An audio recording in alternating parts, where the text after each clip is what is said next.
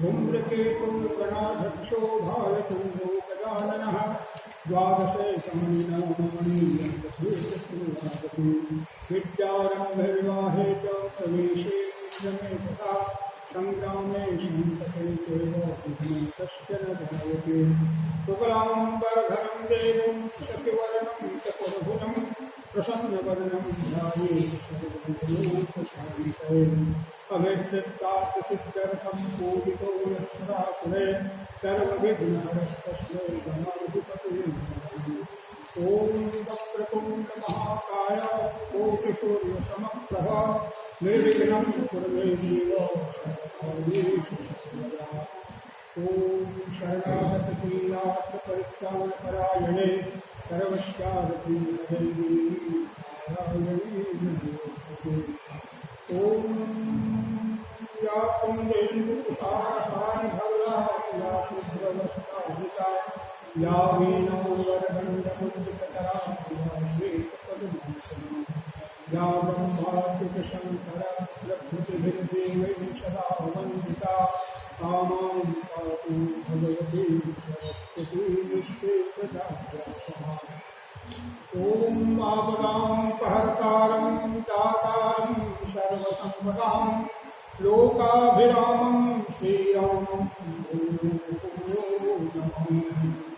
रामाय रामभद्राय रामचन्द्राय वेधसे रघुनाथाय नाथाय सीतायापतये नमः।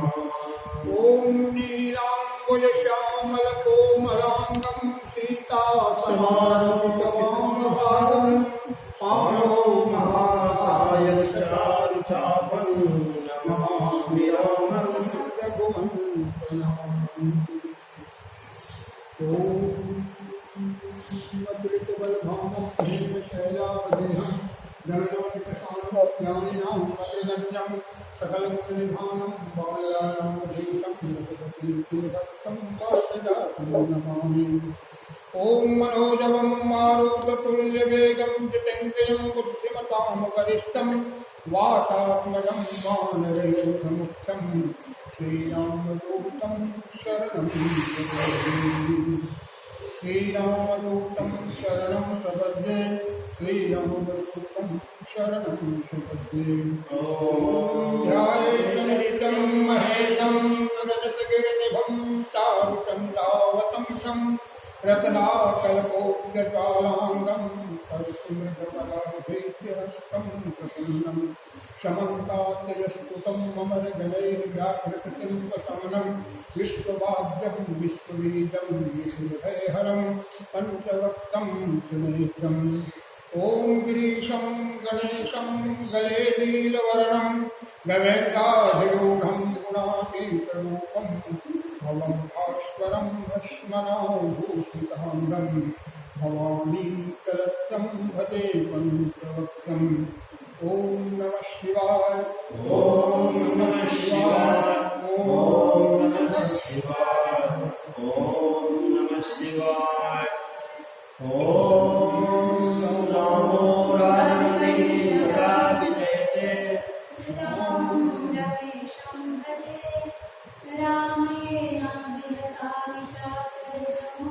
रामाय तस्मै नमः। रामान्नास्ति परायणं परतरं रामे चित्तलय सदा भवतु मे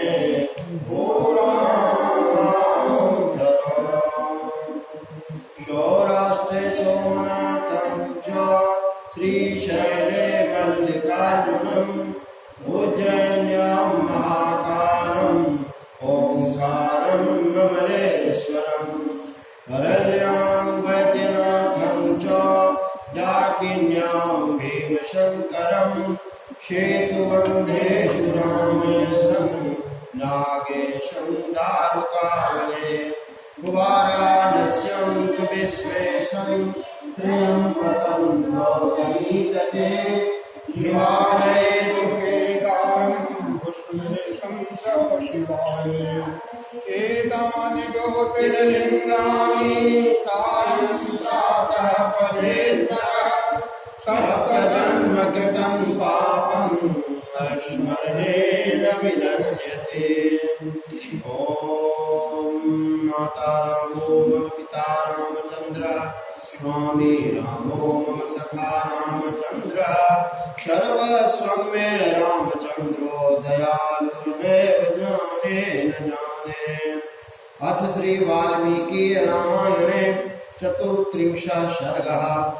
सीता और लक्ष्मण सहित श्री राम का रानियों सहित राजा दशरथ के पास जाकर वनवास के लिए विदा मांगना, राजा का शोक और मूर्छा, श्री राम का उन्हें समझाना तथा राजा का श्री राम को हृदय से लगाकर पुनः मूर्छित हो जाना। ततः कमलपत्राक्षः श्यामो निरुपमो महान् उवाच रामस्तं श्रुतं पितुराख्याहि मामिति। स्वराम प्रेषितः क्षिप्रं शन्तापकुलसेन्द्रियं प्रविश्य नृपतिं सूतो निःश्वसन्तं ददर्शः। जब कमल नयन श्याम सुंदर उपमा रहित महापुरुष श्री राम ने सूत सुमंत्र से कहा, आप पिताजी को मेरे आगमन की सूचना दे दीजिए। तब श्री राम की प्रेरणा से शीघ्र ही भीतर जाकर सारथी सुमंत्र ने राजा का दर्शन किया। उनकी सारी इंद्रियां संताप से कुलुषित हो रही थी, वे लंबी सांस खींच रहे थे। उपरक्तमिवादित्यं भस्मच्छन्न मिवालयं तटाकमिव निस्तेयं पश्य जगति पतिम्। आबोध्य च महाप्राज्ञः परमाकुलचेतनं रामवेशानुशोचं तं सूतः प्राञ्जलिरब्रवीत्। सुमंत्र ने देखा पृथ्वीराज महाराज दशरथ राहु ग्रस्त सूर्य राख से ढकी हुई आग तथा जल शून्य तालाब के समान श्रीहीन हो रहे हैं। उनका चित्त अत्यंत व्याकुल है और वे श्री राम का ही चिंतन कर रहे हैं। तब महाप्राज्ञ सूत ने महाराज को संबोधित करके हाथ जोड़कर कहा, तं वर्धयित्वा राजानं पूर्वं सूतो जया शिशा अभयविर्वया वाचा मंदया स्वलक्षणया ब्रवीत्। पहले तो सूत सुमंत्र ने विजय सूचक आशीर्वाद देते हुए महाराज की अभ्युदय कामना की, फिर भय से व्याकुल मंद मधुर वाणी द्वारा यह बात कही, अयं पुरुष व्याघ्रो द्वारे तिष्ठति ते सुतः ब्राह्मणेभ्यो धनं दत्त्वा सर्वचैवोपजीविनाम्। त्वां पश्यतु भद्रं ते रामः सत्यपराक्रमः शर्मानसो हृदय आपृक्ष्य त्वां हितानिं दिदृक्षते। गमिष्यति महारण्यं तं पश्य जगति पते वृतं राजगुणे सर्वे आदित्यामिमरश्मिभिः। पृथ्वीनाथ आपके पुत्र ये सत्य पराक्रमी पुरुष सिंह श्री राम ब्राह्मणों द्वारा आश्रित सेवकों को अपना सारा धन देकर द्वार पर खड़े हैं। आपका कल्याण हो। ये अपने सब सुहृदों से मिलकर उनसे विदा लेकर इस समय आपका दर्शन करना चाहते हैं। आज्ञा हो तो यहाँ आकर आपका दर्शन करें। राजन, अब ये विशाल वन में चले जाएंगे। अतः किरणों से युक्त सूर्य की भांति समस्त राजोचित गुण से संपन्न इन श्री राम को आप भी जी भर कर देख लीजिए। सत्यवाक्यो धर्मात्मा गंभीर्यात् सागरोपमः आकाश इव निशंको नरेंद्र प्रत्युवाच तम्। यह सुनकर समुद्र के समान गंभीर तथा आकाश की भांति निर्मल सत्यवादी धर्मात्मा महाराज दशरथ ने उन्हें उत्तर दिया, सुमंत्राणे मेदाराम ये केचिदिह मामका अतारे परिवृते सर्वे दृष्टुमिच्छामि राघवम्। सुमंत्र, यहाँ जो कोई भी मेरी स्त्रियां हैं उन सबको बुलाओ। उन सब के साथ मैं श्री राम को देखना चाहता हूँ। शो अंतःपुरमतीत्येव स्त्रियास्ता वाक्यमब्रवीत् आर्यो हृतिवेरो राजा गम्यतां तत्र माचिरम्। तब सुमंत्र ने बड़े वेग से अंतःपुर में जाकर सब स्त्रियों से कहा, देवियों आप लोगों को महाराज बुला रहे हैं, अतः वहां शीघ्र चलें। एवं मुक्ता स्त्रियः सर्वा सुमंत्रेण नृपाज्ञया प्रचक्रमुदस्तद् भवनं भर्तृराज्ञाय शासनम्। राजा की आज्ञा से सुमंत्र के ऐसा कहने पर वे सब रानियां स्वामी का आदेश समझकर उस भवन की ओर चली। अर्धसप्तशतास्तत्र प्रमदास्ताम्रलोचना कौशल्यां परिवार्याथ स्मेरजगमोद्धृतव्रता। कुछ लाल नेत्रों वाली 350 पतिव्रता युवती स्त्रियां महारानी कौशल्या को सब ओर से घेरकर धीरे धीरे उस भवन में गई। आगतेषु च दारेषु समवेक्ष्य महीपते उवाच राजा तं सूतं सोमंत्रानय में सुतम्। उन सब के आ जाने पर उन्हें देखकर पृथ्वीपति राजा दशरथ ने सूत से कहा, सुमंत्र अब मेरे पुत्र को ले आओ। स्वसूतो राममादाय लक्ष्मणं मैथिली तथा जगमाभिमुखस्तूर्णं साकाशं जगतीपते। आज्ञा पाकर सुमंत्र गए और श्री राम लक्ष्मण तथा सीता को साथ लेकर शीघ्र ही महाराज के पास लौट आए। स्वराजा पुत्र मायंतं दृष्ट्वा चाराकृतांजलिं उत्पात शानात तूर्पा मार्ता स्त्री जन संवृता। महाराज दूर से ही अपने पुत्र को हाथ जोड़कर आते देख सहसा अपने आसन से उठ खड़े हुए। उस समय स्त्रियों से घिरे हुए नरेश शोक से आर्त हो रहे थे। शोभिद्रावेगेन रामं दृष्ट्वा विषम्पतिः तं सम्प्राप्य दुःखार्तः पौवात भूमि मूर्छितः। श्री राम को देखते ही वे प्रजापालक महाराज बड़े वेग से उनकी ओर दौड़े, किंतु उनके पास पहुंचने के पहले ही दुख से व्याकुल हो पृथ्वी पर गिर पड़े और मूर्छित हो गए। तं रामो व्यपतत क्षिप्रं लक्ष्मणश्च महारथः विषण्यमिव दुःखेन स्वशोकं नृपतिं तथा। उस समय श्री राम और महारथी लक्ष्मण बड़े तेजी से चलकर दुख के कारण अचेत से हुए शोकमग्न महाराज के पास जा पहुंचे। स्त्री सहस्रनीनादश्च संजज्ञे राजवेश्मनि हा हा रामेति सहसा भूषणध्वनि मिश्रितः। इतने में ही उन राजभवन के भीतर सहसा आभूषणों के ध्वनि के साथ सहस्त्रों स्त्रियों का हा राम यह आर्तनाद गूंज उठा। तां परिस्वज्य बाहुभ्यां तावुभो राम लक्ष्मणो पर्यंके सीतया साधं रुदन्तः समवेशयन्। श्री राम और लक्ष्मण दोनों भाई भी सीता के साथ रो पड़े। उन तीनों ने महाराज को दोनों भुजाओं में उठाकर पलंग पर बिठा दिया। अथ रामो मुहूर्तस्य लब्ध संज्ञं महीपतिम् उवाच प्राञ्जलर्वाष्प शोकार्णव परिप्लुतम्। शोकाश्रु से सागर में डूबे हुए महाराज दशरथ को 2 घड़ी में फिर चेत हुआ।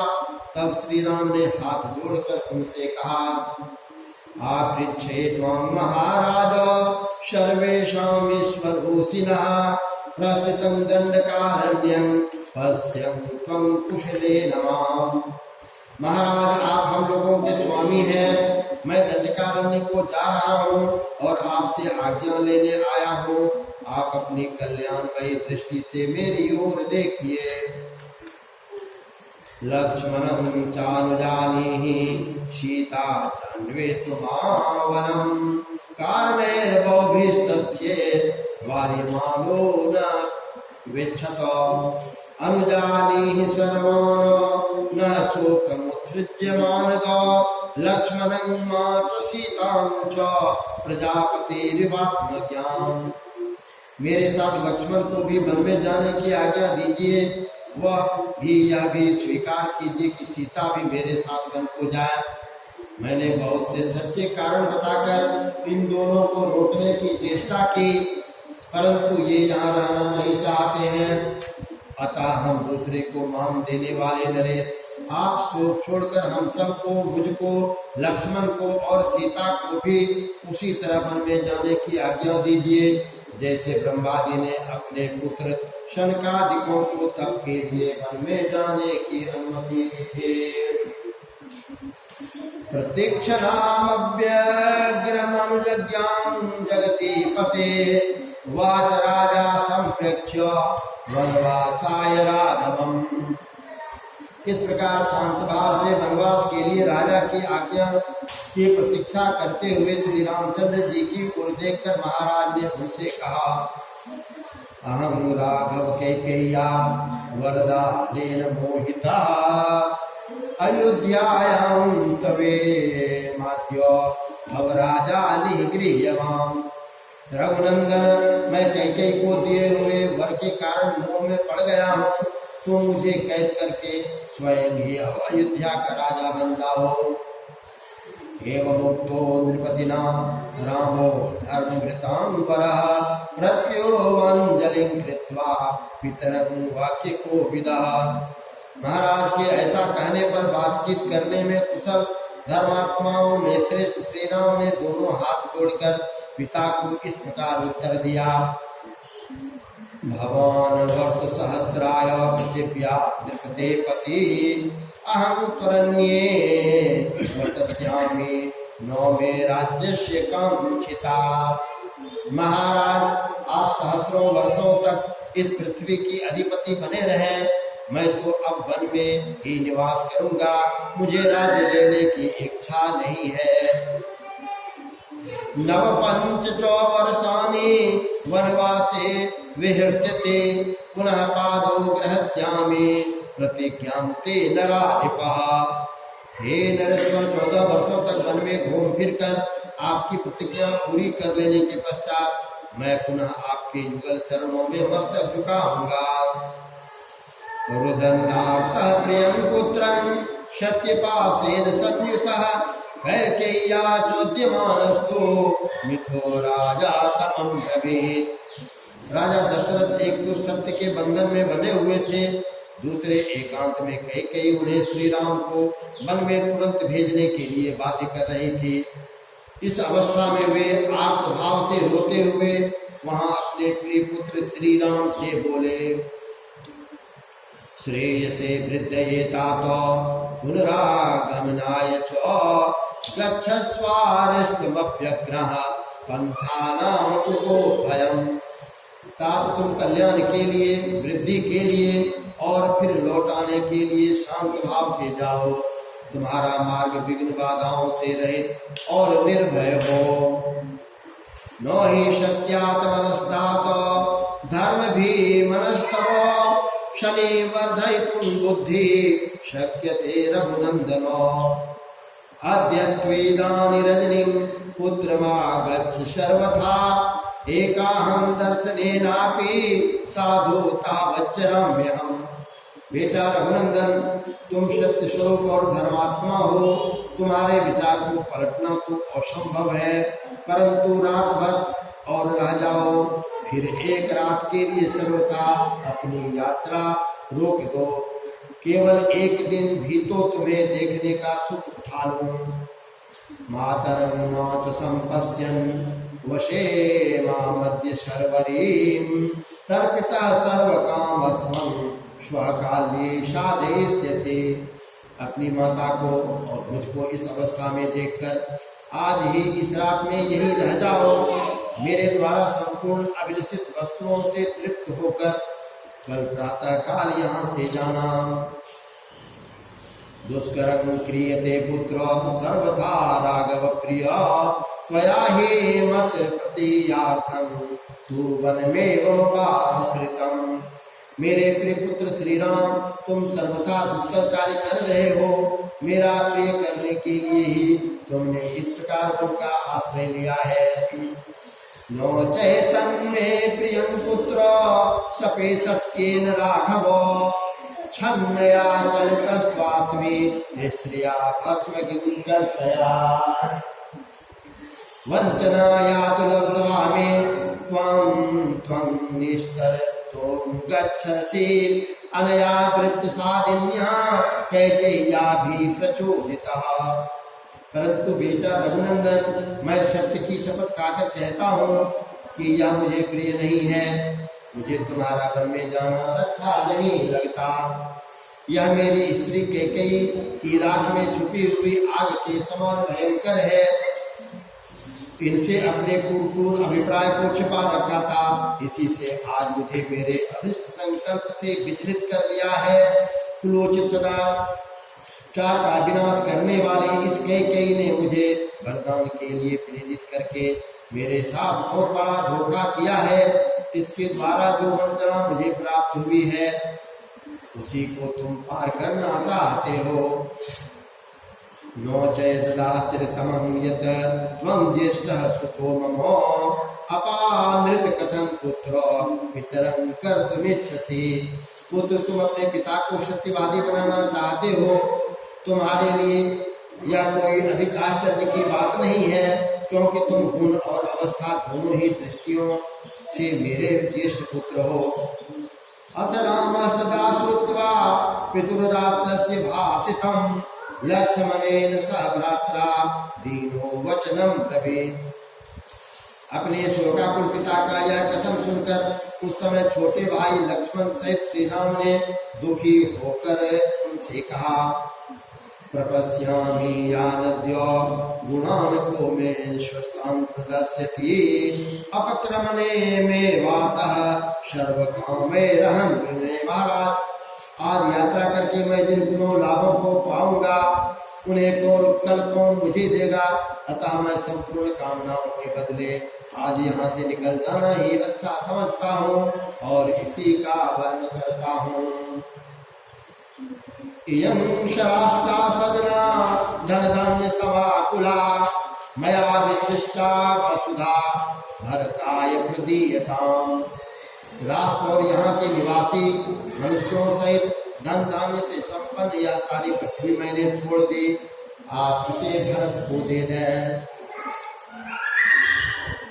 वनवास कृता विधिर्न चौमेद्य चलिष्यसि यस्तु युद्धे वरो दत्ता कैकेय्ये वरदा त्वया देप्यतां निखिले नैव सत्य सत्यं भव पार्थिव। मेरा वनवास विषयक निश्चय अब बदल नहीं सकेगा।